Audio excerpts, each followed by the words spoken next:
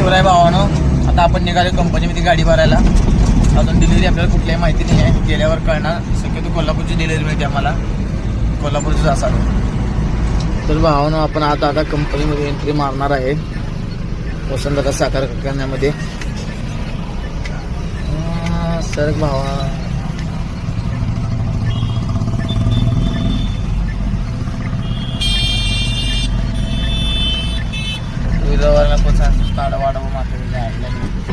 कुठं असते.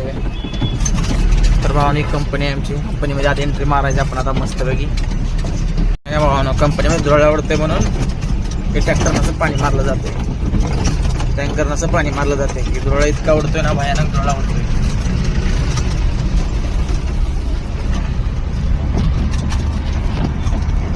तुमच्या माहितीसाठी दाखवतो तुम्हाला. इथं उचल ट्रॅक्टर लागतात आणि इथून वर उचलला जातो ऊस आणि मग कंटेनरमध्ये जाऊन आत कारखान्यामध्ये गेला जातो ऊस. तर भावानं आपली गाडी झालेली आहे लोड, 118 पोती भरलेले आहेत. ते 5.5 टनाच्या आसपास माल आहे.